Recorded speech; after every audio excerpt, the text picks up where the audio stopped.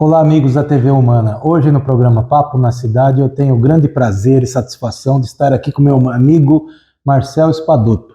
Tudo bem, Marcel? Tudo ótimo, obrigado pelo convite. Uma satisfação. Obrigado, eu digo novamente pela sua presença aqui, tá? Bom, amigos e amigas, o Marcel, ele é uma pessoa aí também polivalente, vamos falar assim, tá? Com várias nuances aí profissionais e pessoais aí. Nós temos aí muita coisa para conversar aqui.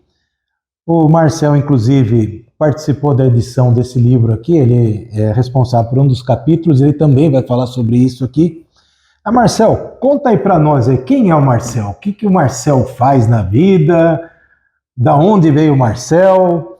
E o que o Marcel aí pensa dos dias de hoje aí no mundo corporativo? Bom, bacana, né? Muita coisa para falar. Bom, eu costumo dizer que eu sou VIP, né? Vindo do interior paulista. Vindo do interior paulista. Eu vim para São Paulo com 8 anos. Eu cheguei aqui em São Paulo no dia do aniversário da cidade, em 76, e foi um choque muito grande, né? Uma criança de 8 anos que vivia numa cidade muito pequena, de repente cai aqui em São Paulo. E eu já vim para cá por uma visão dos meus pais de que aqui em São Paulo eu e minha irmã teríamos mais oportunidades de crescimento pessoal, né? Então eu sempre tive isso em mente desde criança, que a gente precisava se desenvolver, não só para trabalhar, mas como ser humano, entender o que estava acontecendo no nosso entorno. Eu sempre fui um cara muito curioso, né? Que procurei aprender e estudar sobre as coisas que me envolviam, né? No trabalho, prematuramente eu fui alçado a gestor numa determinada empresa e ligado a vendas, né? Então eu comecei a estudar muito esse universo de vendas, o comportamento, por isso que veio soft skills. Eu tive uma formação assim bem eclética, né? Eu sou contador de formação, depois eu fiz economia, não exerci nenhuma das duas, mas isso me ajudou bastante no meu trabalho. Fiz marketing depois, recentemente fiz gestão de pessoas e agora eu estou estudando neurociências, psicologia positiva, porque tudo isso está muito englobado aí com o universo de desenvolvimento de pessoas e de soft skills. Tive uma carreira muitos anos na área de tecnologia, então isso também foi muito bacana, porque estava envolvido com coisas que estavam em ebulição e acontecendo ao mesmo tempo. Participei de alguns momentos importantes aí da tecnologia no Brasil, a entrada da telefonia celular, a entrada da tecnologia IP, a convergência de tecnologias de voz e dados. Eu tive muito próximo disso. Então, eu vejo que eu tive aí uma carreira bem bacana, bem eclética, conciliando aí o profissional sempre com habilidades humanas, soft skills, e é isso que me trouxe até aqui, vamos dizer assim. Hoje você trabalha na Claro.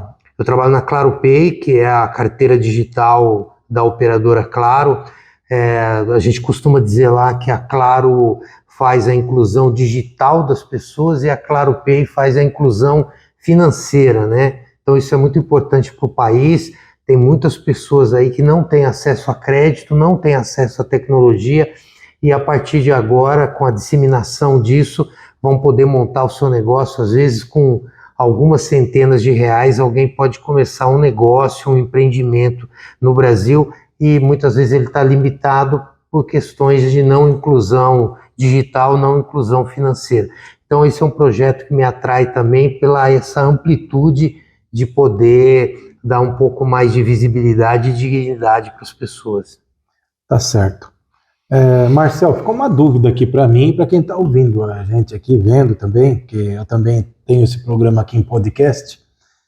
De que cidade você veio? Você falou que veio de uma cidade pequena, e eu sou curioso para essas coisas, né? Essa migração interna aqui no país. É uma cidade que fica a cerca de 600 quilômetros de São Paulo, ali indo para o Mato Grosso, né? O pessoal chama da Alta Paulista, chamada Rinópolis. Rinópolis. Uma cidade que, quando eu nasci no final dos anos 60, muito forte com o café, né? E o café já tinha diminuído assim a sua importância. Tinha 30 mil habitantes e hoje deve ter 12 mil habitantes, uma cidade bem pequena.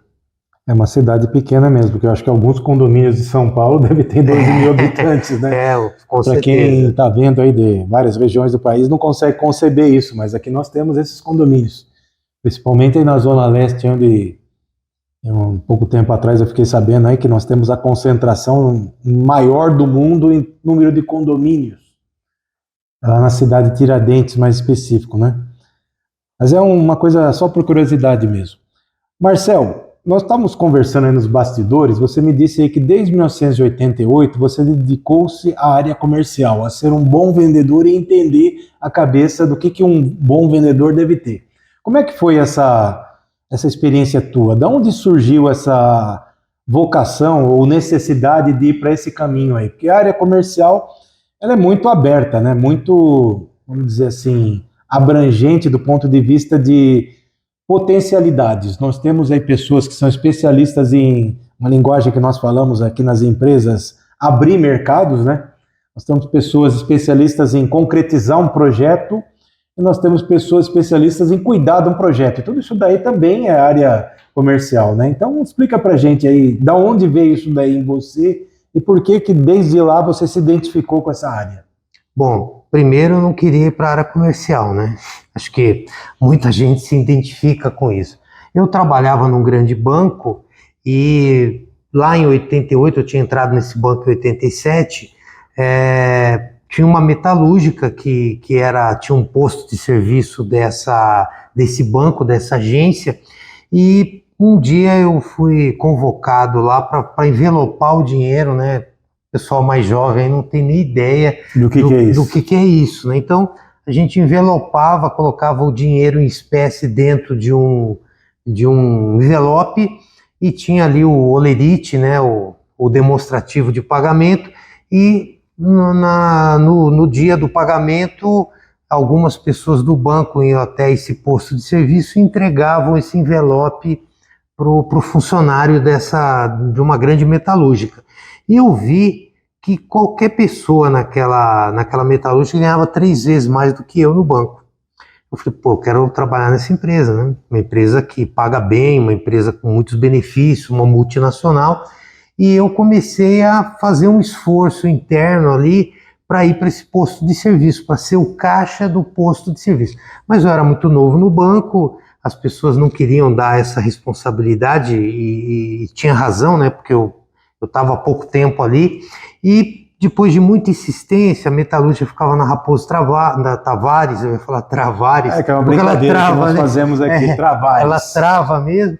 E, pô, era longe, tinha que ir todo dia para a agência no Butantã, sair da agência, ir para a metalúrgica, sair da metalúrgica, voltar para a agência. Então ninguém queria aquele trabalho. O supervisor ia todo dia, né, o Zezinho, que era o supervisor, e um dia ele chegou e falou, pô, você não quer ir para lá? Eu falei, quero. Ele falou, então você vai. Aí eu fui, cheguei lá naquele posto de serviço, fiz amizade com todo mundo, né?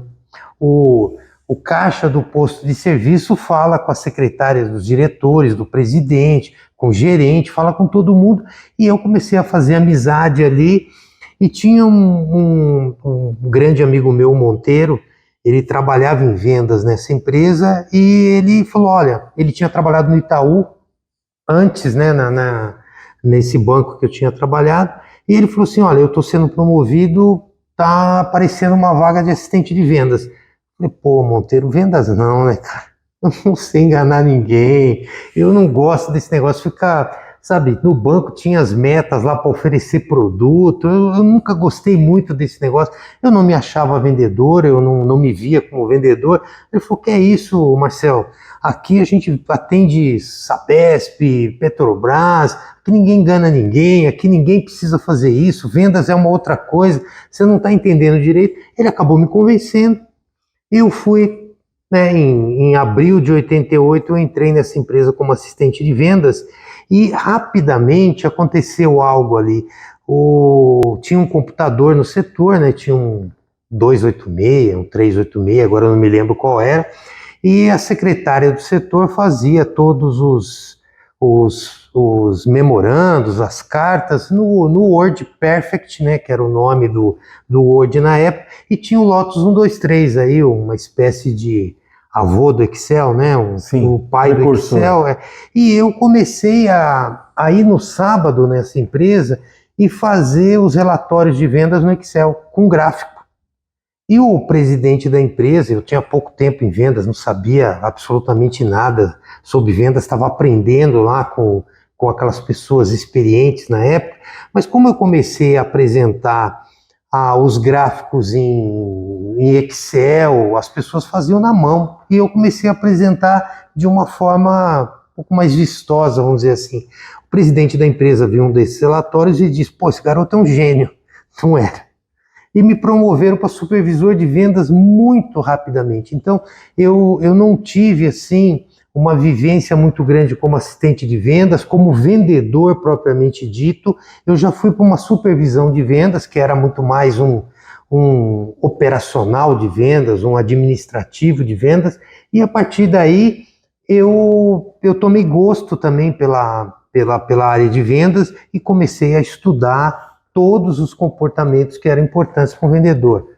Fechamento, negociação, agressividade em vendas, administração do tempo, comunicação, perfil das pessoas, e no decorrer do tempo eu fui aprendendo sobre isso, porque eu fui alçado a uma posição que eu não estava nem um pouco preparado.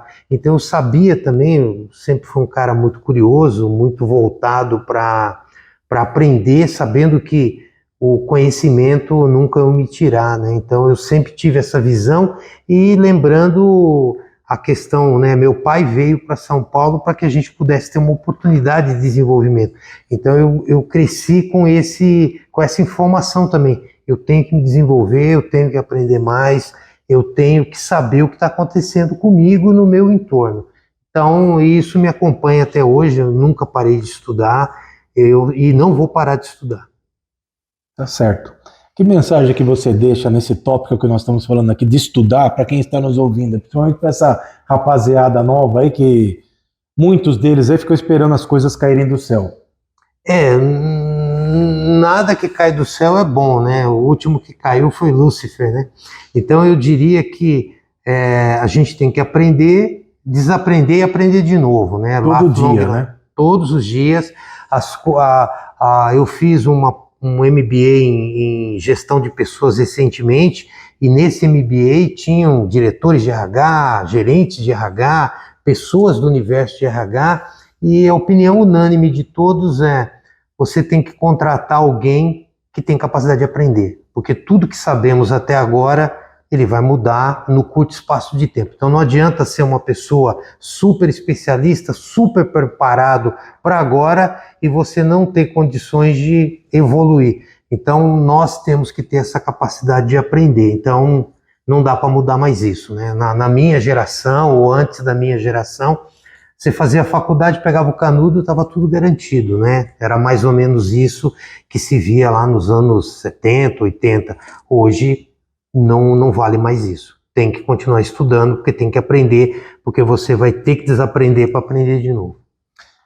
Pegando o gancho aí, eu costumo dizer também para algumas pessoas aí que me conhecem, que é o seguinte: a minha vida inteira aí foi com tecnologia.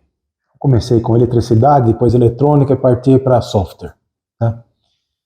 E algumas pessoas perguntam assim: pô, você sabe tudo de software? Eu falo assim: ó, se alguém fala para você que sabe tudo, sai correndo, porque ou o cara é um robô, ou é um ET, ou é outra coisa qualquer, porque é impossível saber tudo do ponto de vista de tecnologia, principalmente software e tudo mais aí, principalmente pela velocidade que essas coisas hoje mudam, né?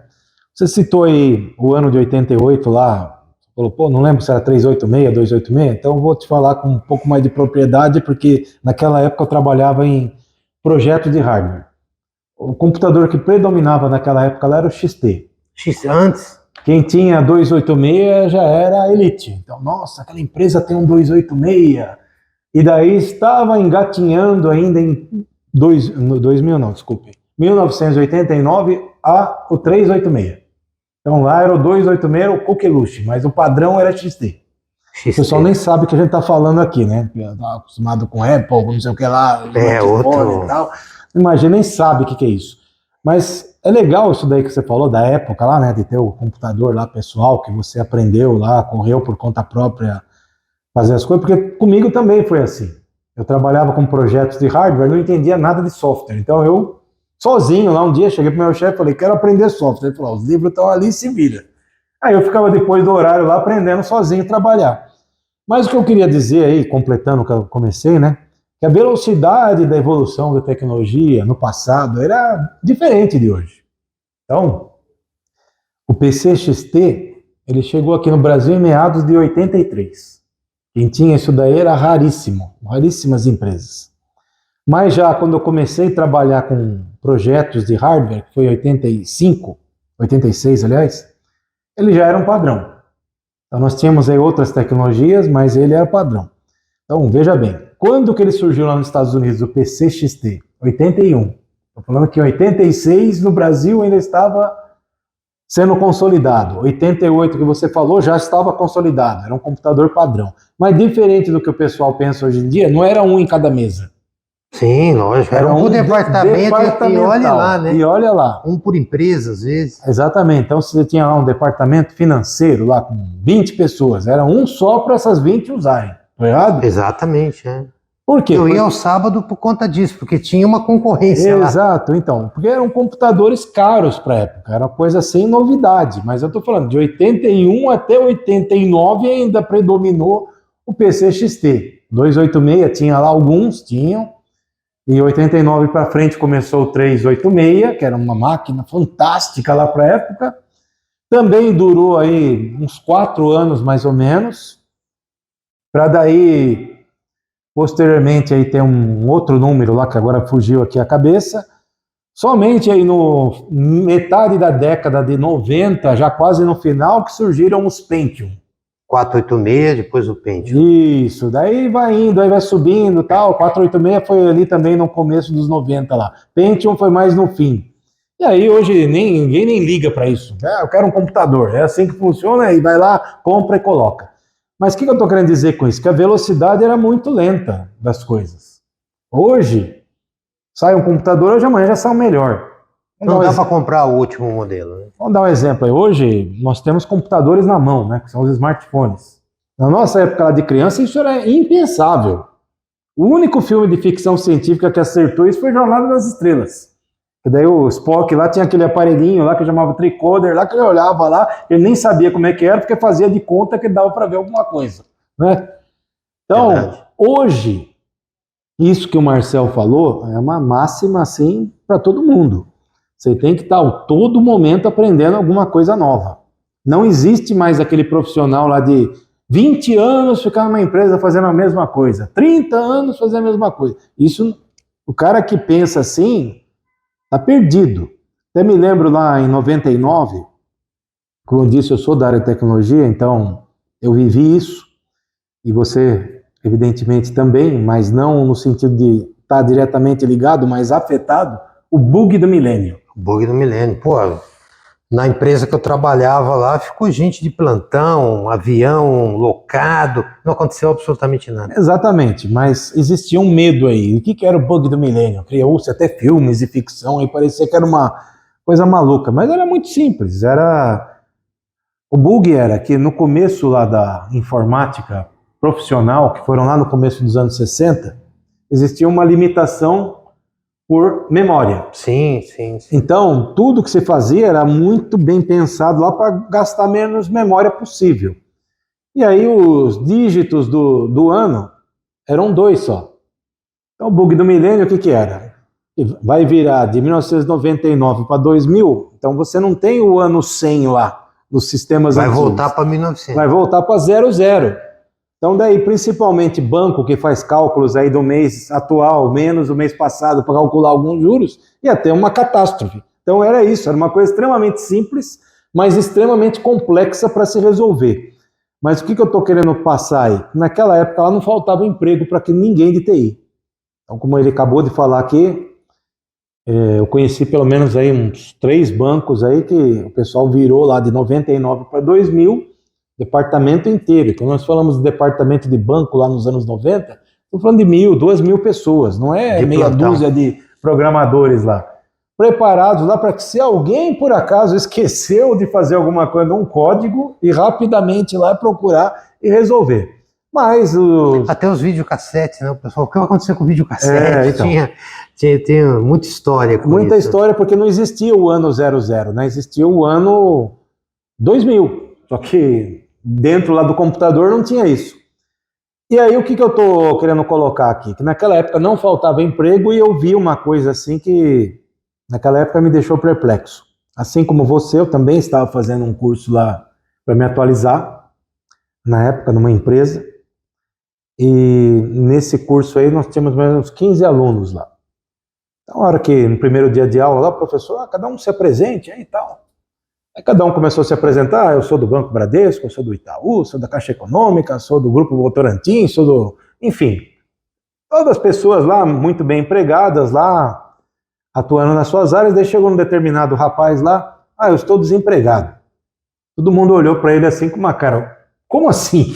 Você está desempregado bem nessa euforia toda aqui do bug do milênio. Bom, pois é, daí no intervalo, eu juntamente lá com outras pessoas, fomos conversar com ele lá, até na tentativa de ajudá-lo, né? Falar assim, pô, de repente a gente leva teu currículo lá, tenta te ajudar. Qual era a realidade dele? A realidade dele é justamente essa que nós estamos falando. Foi um cara que parou no tempo. Ele não se atualizou. Então, ele me disse textualmente isso. Ele falou, fiquei 20 anos numa empresa, trabalhando na área de informática da empresa, que era esse o nome que se falava antigamente. Ou no CPD, né? Isso, CPD. E eu trabalhava com um COBOL específico para um hardware específico. Então, um COBOL que não tinha para outras máquinas. Então, nesse caso aí, é tipo assim, ele cometeu literalmente um suicídio profissional. Porque o cara não viu lá que ele está mexendo com uma coisa tão específica que... Especialista em carruagem. Se ele não pegar e se desenvolver, ele está perdido, que é o que você acabou de falar, especialista em carruagem. Então, quantas profissões aí que ao longo dos anos desaparecem, né? Então, a dele lá era uma dessa. Ele sabia programar, mas naquela linguagem sabia absolutamente nada de outra, nem devia ser bom em lógica de programação. E aí estava fazendo aquele curso lá, tentando se atualizar. Então foi um cara que foi até difícil ajudar. Não tinha como você levar o currículo dele, porque vai levar para quê? Ele precisava evoluir mais para poder estar preparado. Então ele tinha que ter feito uma reciclagem constante para quando chegasse esse momento que foi o que ele viveu, que foi o fechamento da empresa que ele trabalhava, ele está preparado para o mercado. Então esse é o recado para todos aí que nos ouvem, que é assim... Não existe mais, eu domino, sei lá, vou dar qualquer nome aqui, PowerPoint. Amanhã, para que você domina PowerPoint? Principalmente com uma realidade que está vindo aí que não é mais uma tendência, como eu falei, realidade, que é a inteligência artificial. Está surgindo a inteligência artificial para simplesmente tudo, para facilitar a vida. O que vai acontecer com essas inteligências artificiais sendo colocadas aí em prática? Muitas profissões vão desaparecer. Tudo que é repetitivo, tudo que tem uma chance de acontecer, uma probabilidade de acontecer, que você consegue visualizar o todo, essa profissão vai desaparecer. Exatamente. Então, nesse contexto aí, eu insisto, a atualização constante é necessária. Se você já atingiu uma maturidade profissional, que daí você já tem seu próprio negócio e tal... Não precisa estudar? Claro que precisa, porque se você não estudar, aparece um outro negócio aí concorrente ao seu, melhor que o seu, e você mata teu negócio. Então, estudar é a vida inteira, tô certo? Com certeza, não tem outra alternativa. Bom, diante disso, eu junto essa explanação aqui que nós fizemos, você falou um pouco, eu falei até mais do que devia aqui, chegamos aqui nas soft skills. Então, Marcel, o que são soft skills? Então, para falar de soft skills, a gente precisa falar das hard skills também, né? Então, hard skills são as capacidades técnicas, todo o ensinamento como essas técnico, que nós estamos falando agora há pouco, aqui, de dominar uma linguagem. Dominar um idioma, dominar uma ferramenta, tudo isso é ensinável e a gente consegue checar a proficiência daquela pessoa. Pô, o sujeito é super especialista nessa técnica, né? Então, a hard skill ela é muito importante, ela não vai deixar de ser importante Só que as soft skills, que são as habilidades sociais, as habilidades comportamentais, as habilidades leves que nós temos, como comunicação, empatia, gratidão, flexibilidade, adaptabilidade, liderança, engajamento, tudo isso passou a ser muito importante, porque a pessoa tem que ter o conhecimento técnico, mas ao lado disso ela tem que ter habilidades de relacionamento. As pessoas, não adianta, lá no passado, uma pessoa que tinha uma alta habilidade técnica, ela tinha seu futuro garantido. Hoje ele precisa ter habilidade técnica, mas também precisa ter as soft skills. Antigamente nós falávamos assim: contratei a pessoa pela competência técnica dela e demiti a pessoa pelo comportamento. E hoje a gente falaria: contratei a pessoa pela hard skill e demiti a pessoa pelas soft skills. Então, as duas são muito importantes, as duas são muito valorizadas, mas as soft skills ganharam espaço nos últimos 10, 15 anos, impressionante. E quem é que... Aliás, quem é não?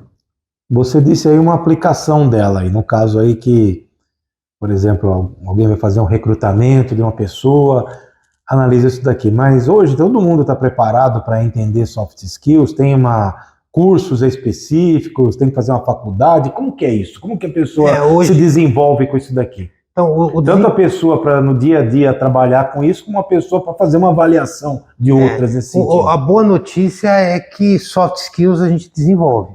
Qualquer soft skill pode ser desenvolvida. Hoje tem muito mais cursos relacionados a isso, mas a pessoa adquire soft skills na prática, né? Então, as empresas hoje têm proporcionado, por exemplo, quero me desenvolver em colaboração. Colaboração é super importante numa empresa. Como é que a gente desenvolve colaboração? Coloca as pessoas para colaborarem. Coloca todas dentro de um projeto, cria um motivo, né? Cria um propósito para um grupo e deixa as pessoas criarem a estratégia para aquilo, deixa as pessoas se comunicarem, as lideranças vão aparecer automaticamente, as pessoas vão ter que ter empatia, as pessoas vão ter que ter engajamento, vai ter que ter adaptabilidade para o propósito daquele projeto. Então, soft skills, ela é muito fácil de perceber, mas é muito difícil de medir. Então, quando você vê uma pessoa que tem empatia, você consegue perceber que ela é empática, mas não dá para dizer o quanto ela é empática, não tem um empatômetro para a gente poder medir isso. Então, soft skills tem que ser algo desenvolvido na veia, sendo colocado, exposto a ela, e a gente poder perceber a evolução das pessoas. Os ambientes hoje precisam proporcionar que as pessoas, a gente está vivendo um mundo cada vez mais humano, as características humanas. Antes você falava o profissional e o particular. Hoje o ser humano é integral, ele convive com o profissional e o pessoal. A própria tecnologia muitas vezes não consegue nos desvincular, e a gente tem que olhar para isso também, que as habilidades tecnológicas são soft skills também. A relação que se tem com a informação, a relação que se tem com a tecnologia é visto como uma soft skills também. Eu estou vendo aqui nesse livro aqui várias soft skills, vamos falar assim, né? E uma delas aqui é a liderança. Como que você recomenda que as pessoas consigam se identificar como um líder e como nós podemos identificar também um líder? Bom, tem alguns mitos aí, né, que algumas pessoas podem ser vendedores, algumas pessoas... Todo mundo é líder. Todo mundo tem a capacidade, porque ele lidera a própria vida, ele lidera o seu próprio dia, ele lidera as suas próprias tarefas. Então, todas as pessoas têm a capacidade, muitas vezes ela não se enxerga, ou o ambiente onde ela está inserida tenta lhe mostrar, ou alguém tenta mostrar que ela não é um líder. Mas nós vemos hoje nas empresas, né, eu já fiz muita consultoria, muita palestra, muito diálogo com empresas, e você chega num determinado sujeito lá, e ele está fazendo a sua obrigação, e ele dá o horário, ele vai embora, e as pessoas falam, olha, esse sujeito aí não tem nada de liderança, ele não exercita liderança, ele não quer ser um líder. Aí você vai do ponto de vista pessoal, ele é um líder na comunidade dele. Ele, quando criança, é quem liderava lá o futebol dos amigos, a coleção de pipa dos amigos, o jogar a bolinha de gude e o peão lá na rua. Então, ele tem, e todos nós temos capacidades de liderança. Só que, às vezes, a pessoa se limita, ela entra no lugar e diz, eu não sou um líder. Ela decreta que ela não é um líder. Então, todas as soft skills podem ser desenvolvidas, podem ser ensinadas. E como é que a gente coloca alguém para liderar? Dando espaço para que ele possa exercitar isso, deixando com que ele erre, né? Porque é impossível alguém que não erre. A gente não pode só errar, mas a gente tem que ter um ambiente onde a gente erre, conserte, onde tenha um ambiente propício, onde as pessoas te encorajam a se arriscar, te encorajam a poder dar um passo um pouco maior. Porque se eu for promovido por uma determinada atividade, quando eu estiver totalmente preparado para aquela atividade, só significa uma coisa, eu fui promovido tarde demais. Se um produto é lançado só quando ele não tem problema mais, significa que ele demorou muito para ser colocado. Então, a gente precisa do frio na barriga, a gente precisa não sair da zona de conforto, que eu acho que ninguém quer sair da zona de conforto. A gente tem que expandir a nossa zona de conforto. Essa área está confortável, eu expando ela, eu me desafio. Esse é o grande feito. E nós vamos partir para uma sociedade daqui não sei quantos anos, o trabalho daqui não sei quantos anos, onde a gente não vai ter uma liderança. As lideranças vão nascer de acordo com a atividade. Nós estamos aqui num prédio, né? E essa empresa tem diretores, tem um presidente, né? Vamos supor que seja assim. Se o prédio começar a pegar fogo, a pessoa que eu tenho que seguir é o bombeiro, não é o presidente da empresa. O presidente da empresa não vai ter, muito provavelmente, nenhum tipo de habilidade para salvar nossas vidas, mas um bombeiro vai ter. Então, nesse momento, o bombeiro vai liderar. Naquele outro momento, vendas vai liderar. Naquele outro momento, quem vai liderar é o pessoal da área financeira ou uma pessoa com uma determinada característica. Eu acredito num mundo do trabalho em células, onde todo mundo vai se preparar o máximo que puder, mas as lideranças vão emergir de acordo com aquela necessidade naquele momento. Eu acredito que essa é uma boa, porque o líder ou o chefe do passado, ele não pode ser uma pessoa tão iluminada assim que consiga resolver tudo, que saiba tudo. Como você disse agora há pouco, se alguém chegar aqui e falar que sabe tudo sobre tecnologia, ou ele é louco, ou ele não é desse planeta, ou ele é um mentiroso. Exatamente. Então, pegando essa ideia que nós discutimos agora aqui, você quis dizer assim, basicamente, que todo mundo é um líder nativo, só que dormente. Às vezes ele não consegue colocar isso para fora. Por ele ou pelo meio que ele vive. O meio não está propiciando que ele possa exercitar a sua liderança. Mas todos somos líderes. Então, isso daí me lembrou de um caso que aconteceu nos anos 90 também, de um cruzeiro na costa da Grécia que começou a afundar. Isso aí é uma verdade. Pode procurar na internet, quem quiser vai achar isso daí. E daí o que aconteceu? A tripulação com o capitão simplesmente pirulitou do cruzeiro e largou todo mundo lá. O piloto sumiu. Isso, literalmente isso, né? Que é óbvio, isso daí foi um crime total, tanto que foi todo mundo preso depois, porque existem leis internacionais para isso, caso o pessoal esteja assistindo não sabe, que tanto no navio quanto no avião, o comandante, ele é a autoridade máxima, até para prender pessoas. Até para casar também, tá? Quem não sabe aí, se quiser um dia casar num cruzeiro, é só chegar pro comandante e falar, resolvi casar agora. Daí ele tem autoridade para casar as pessoas, né? E daí nesse cruzeiro aí, sumiram de lá, largaram a população lá e o navio afundando. Aí todo mundo batendo cabeça para lá, para cá, o que faço agora? Aí 2 passageiros começaram a organizar o salvamento. Então para com essa bagunça aí, ó. Vocês para lá, você para cá, mulher primeiro, mais velho, criança, vai pro bote, vocês vão ajudando aí e tal. Aí quando chegou lá a guarda costeira lá da Grécia para ajudar no socorro lá, aí ficaram surpresos, porque já não tinha quase o que fazer, porque eles conseguiram lá escoar todo mundo do navio, sem um na morte, sem um ferido, sem nada. Por quê? Porque naquele momento lá aquela história, teve uma situação drástica que eles precisaram pôr para fora o sentimento de liderança deles. Senão todo mundo teria morrido lá afogado. Então é bem direcionado para isso que você falou. Bom, Marcel, mas daí as soft skills surgiram da onde? Isso daqui é baseado em alguma necessidade aí de uma empresa? Foi alguma tese de mestrado, doutorado? O que é? Da onde veio isso? Bom, as soft skills nos acompanham há 190 mil anos aí, desde quando a gente começou, de alguma forma, a se organizar em sociedade.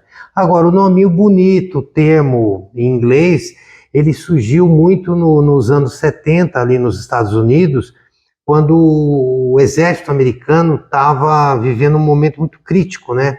O pessoal estava ali com a Guerra da Coreia, né? E o sentimento de ter, entre aspas, perdido uma guerra, porque eu acho que ninguém ganha uma guerra, né? Todo mundo perde com uma guerra. E o governo lançou esse programa de soft skills porque queria que a população americana olhasse para o exército americano com um pouquinho mais de cuidado, que o exército americano fosse melhor visto pela população. Então, a ideia dos soft skills nasceu disso, dessa leveza que eles queriam que o exército americano fosse percebido pela população americana. Então, isso demorou alguns anos para se consolidar e demorou muito tempo para chegar no Brasil também. Mas a gente fala de habilidades e comportamentos há muito tempo. A gente só não falava com esse conjunto de palavras soft skills. Tá certo. E Marcel, esse livro aqui, você me contou aí nos bastidores aí que é uma coletânea aí de pessoas que estão participando e você foi convidado a participar. Ou você teve a ideia? Não ficou muito claro isso para mim e eu gostaria que você contasse aí um pouco da história desse livro aqui e por que ele surgiu. Legal. Bom, o que aconteceu foi que ali, um pouquinho antes da pandemia, a Lucedile Antunes, que é a idealizadora desse projeto e foi a coordenadora do primeiro livro, ela teve a ideia, né? Ela é uma consultora empresarial, coaching, ela tem uma atividade muito grande aí em desenvolvimento de pessoas, né? É uma engenheira que acabou indo para desenvolvimento de pessoas. E ela teve a ideia de falar sobre soft skills, né? Um pouquinho antes da pandemia. E ela começou a convidar psicólogos, profissionais de RH que ela conhecia, e essas pessoas foram indicando outras pessoas, e nessa de uma pessoa indicar a outra, eu fui indicado para ela. No livro 1, a gente bateu um papo, teve uma empatia muito grande entre nós, e ela falou, bom, sobre o que você quer escrever? E eu escrevi sobre netweaving, que também é uma palavra bonita, que nos acompanha há muito tempo, que significa o network com generosidade, o network sem esperar nada em troca. Não aquele network que não tem problema nenhum. Eu te ajudo, você me ajuda. Não há problema nenhum com isso. Mas o netweaving, há um movimento interessante mundial e no Brasil também, e eu escrevi sobre esse tema. Eu me engajei muito fortemente na divulgação desse livro, né? Um livro com 30 e poucos autores, né? Pessoas com experiências variadas, grande experiência, e eu me engajei fortemente nesse livro 1, e ela me convidou para, junto com ela, fazer a coordenação do livro 2, que é esse livro que você acabou de mostrar, e eu escrevi sobre engajamento, né? Já que eu tinha me engajado, eu escrevi sobre engajamento. Depois disso, foram criados mais 2 livros dentro dessa linha, um para kids e um para teens, voltados para esse público, e agora nós estamos terminando a elaboração, e deve ser lançado até o final do ano, um novo livro de soft skills, e eu, nesse livro, eu também coordeno. Eu faço uma coordenação mais técnica do livro, né, dos autores, onde que nós vamos encaixar aí os temas, e a Lucedile faz uma coordenação mais estratégica do livro, né, os temas que nós vamos trazer.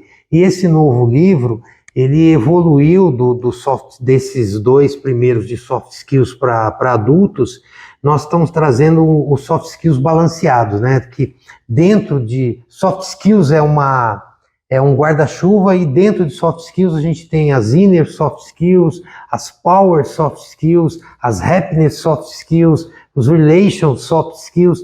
Então nós temos soft skills também que a gente começou a dar uma graduação para cada uma delas. Em algum momento da nossa vida a gente tem que ter power, né? Que a gente está aprendendo, que a gente está evoluindo. Em outros a gente já tem soft skills mais intra, né? Soft skills que tem mais a ver com você, com o teu propósito. Então a gente também acabou evoluindo, e esse livro vai ser lançado aí até o final do ano, e ele está sendo feito aí com super profissionais, com uma elaboração muito grande, e todos eles sempre, cada pessoa que escreveu um capítulo, ele conta um pouco do que é aquela soft skills, ele conta a experiência dele com as soft skills, e ele termina dando dicas de como que a pessoa se desenvolve.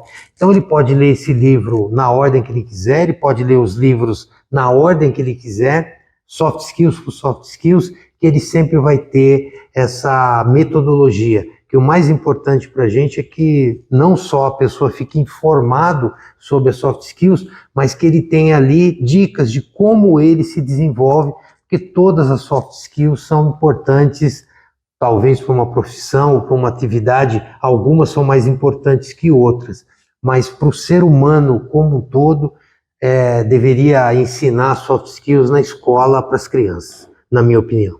Tá certo. Eu vi aqui que está escrito best-seller. Quantos livros foram vendidos desse daqui? Os 2 primeiros livros, cerca de 20 mil cada um. A gente não tem... nem todos os livros vendidos são computados pela Publish News, né? A Veja, ela elege como best-sellers os livros que têm uma vendagem muito grande no mês de lançamento, né? Então, a Veja olha o lançamento, a Publish News é o organismo oficial para ver isso, e eles semanalmente têm um ranking dos livros mais vendidos. Os 2 livros ficaram várias semanas entre os mais vendidos do Brasil, e por isso eles ganham esse selo do best-seller. Mas, por exemplo, os 2 livros são muito bem vendidos na Amazon, e os números da Amazon não entram para essa pesquisa. Então, esses 20 mil livros é uma estimativa que nós temos, e as próprias editoras também, elas não divulgam oficialmente a vendagem de livros. Bom, mas são números bem expressivos. Não, para o Brasil são números, assim, foi uma grata surpresa, e mais importante que a quantidade é o impacto que isso está causando. Eu recebo muitos relatos aí nas mídias sociais, tem os nossos nomes e os nossos dados aí, então, principalmente no LinkedIn, que eu uso bastante, eu sempre estou recebendo uma mensagem de alguém: pô, eu li o livro, gostei muito disso, gostei muito daquilo. E hoje a pessoa pode ter contato com os autores, né? Pode seguir os autores, ou pode se transformar num amigo, num contato de primeiro grau. E muita gente que está escrevendo no livro hoje foram pessoas que leram o primeiro, se interessaram, nos procuraram, e hoje estão fazendo parte. Então, eu nunca tinha escrito nada antes em termos de livro, né? Artigo já tinha escrito muito, mas é diferente. A primeira vez que você vai escrever um livro realmente é muito pesado, né? Porque é um peso muito grande que está construído na nossa cabeça aí de, pô, você vai escrever um livro, botou lá, não tem como mudar, então você tem que tomar muito cuidado com o que você escreve, né? Mais ou menos isso. Mas todo mundo pode escrever um livro também, todo mundo pode colocar para fora o que está pensando, todo mundo tem histórias muito ricas, né? Basta se dar esse primeiro passo, se arriscar, ser ousado, né? para poder colocar. Então, é um motivo de muita satisfação, e não só meu, mas de todas as pessoas muito brilhantes aí que fazem parte desse projeto. Bom, parabéns aí por ser um best-seller, né? De ter essa vendagem aí. Espero que venham outros livros aí de você e dessas pessoas aí que ajudaram a escrever essa obra aqui. Legal. Né? Bom, Marcel, tem mais um assunto que eu queria tratar aqui. Você aqui na nossa TV Humana tem um programa aqui, que é o Desenvolvimento Humano. Exatamente. O que é esse programa? O que você fala sobre os assuntos aí? O que você aborda? Os assuntos vão ser muito parecidos com o que a gente falou aqui, mas vamos falar de soft skills, vamos falar das habilidades humanas, vamos falar sobre vendas, vamos falar sobre comportamento, vamos falar de todas as habilidades que nós precisamos desenvolver para que a gente tenha um pouquinho mais de harmonia, de humanidade, que a gente possa ser mais feliz, né?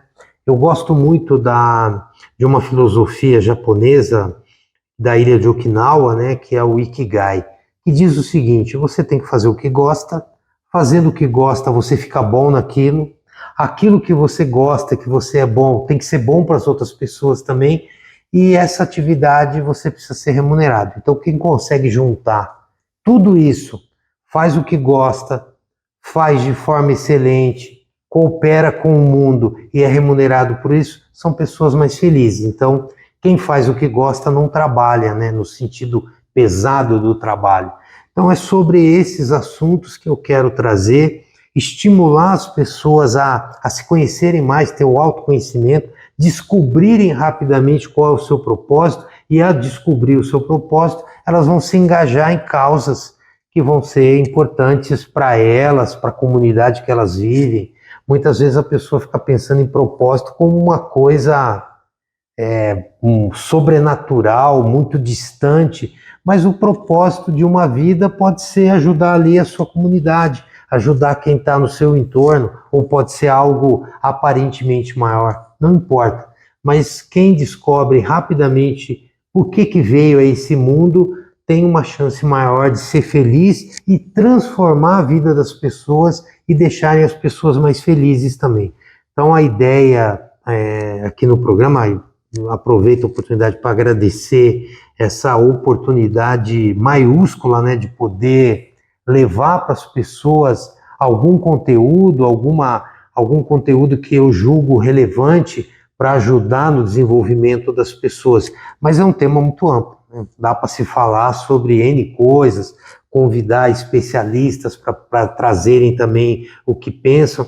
E eu gosto muito de falar assim, nas palestras, nos cursos, nos workshops que eu participo, que leve para casa só aquilo que aderiu, né? Muita coisa talvez não é para você, não é para o seu momento, mas para alguém pode estar servindo aquilo. Então não precisa tentar assimilar tudo aquilo. Se uma parte daquilo já for bom para você, assimile aquilo, coloque em prática aquilo, simplesmente não deixe ser mais uma coisa que entra por aqui e sai por aqui. Nesse mundo rápido, líquido, volátil, é tanta informação que muitas vezes as pessoas ficam com a ânsia de consumir muita informação, mas não geram conhecimento, não colocam em prática no seu dia a dia. Então é mais importante, no meu modo de ver, é olhar para alguma coisa e falar: puxa, isso aqui é legal, isso aqui vai me ajudar. Porque às vezes uma fagulha, um pequeno detalhe que você passa começa a transformar a vida de alguém. É o start que aquela pessoa precisava para evoluir, para ir para um próximo patamar e ter mais satisfação, né? Porque a gente veio para cá para aprender e a gente tem que fazer isso da melhor forma possível. Não importa se a nossa existência aqui é longa ou breve, mas a gente tem que ser feliz aqui. É isso que eu quero poder contribuir. Uma coisa muito importante para mim desde cedo, desde criança, é cooperar com as pessoas, cooperar com o desenvolvimento das pessoas. E de alguma forma minha carreira, minha vida foi correndo para isso, né?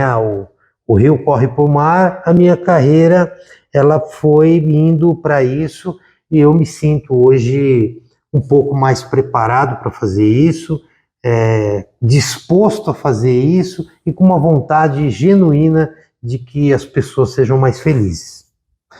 Pois bem, eu que agradeço o seu aceite aí, vamos dizer assim, né, em participar aqui da TV Humana, porque tudo isso daí que você falou é exatamente o propósito da TV Humana. Esse objetivo com esse projeto aí que eu idealizei algum tempo atrás é nós sermos aqui um canal propagador de coisas boas, energia positiva.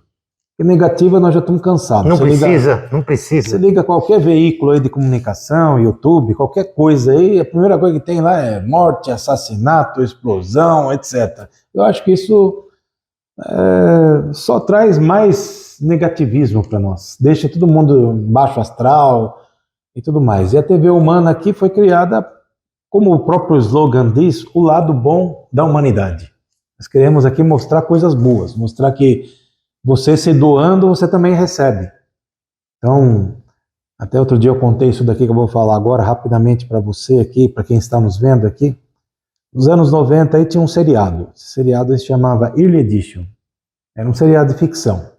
Então o que acontecia? Todo dia de manhã um gato levava um jornal, uma pessoa, que era o personagem principal, só que era o jornal do dia seguinte. Então ele tinha que fazer o quê? Qual que era a missão da vida dele, desse rapaz aí, quando ele descobriu isso? Era impedir alguma catástrofe. Então ele via lá no jornal, vai cair um avião. Que hora? Hoje, meio-dia. Então ele corria lá, dava um jeito lá de avisar lá que ia acontecer algum acidente e tal, e evitava. Pois bem, só que num determinado momento lá dos episódios, é isso que eu quero mostrar aqui, que a vida dá retorno, ele se embrenhou tanto nessa causa que daí ele passou de pensar nele mesmo. Então chegou uma hora lá que ele perdeu o emprego, mas daí ele olhava lá no jornal, puta, preciso salvar aqui a pessoa porque vai acontecer tal coisa tal. E ele não era super-herói, ele era uma pessoa como qualquer outra. Então ele tinha as limitações dele, tinha que pegar ônibus para sair correndo, táxi. Tinha que convencer as pessoas que aquilo ia acontecer. Exatamente. Então chegava um louco lá, você sai daí porque vai cair uma parede na tua cabeça. O cara não acreditava nele. Daí, de tanto ele convencer lá, saía, depois caía a parede lá. O cara falava, nossa, né? Então ele começou a esquecer dele mesmo, por essa dedicação que ele tinha ao próximo. E chegou um momento lá que ele foi demitido. Perdeu o emprego. Aí ele tinha lá umas economias, ainda tentou lá, tal, mas chegou uma hora lá que não conseguia pagar mais o aluguel, daí foi despejado. Aí nesse episódio aí que ele estava tudo triste lá, cabisbaixo lá, que ele não sabia o que fazer da vida, né? Porque ele tinha a missão dele lá, que o gato levava todo dia o jornal lá, no dia seguinte.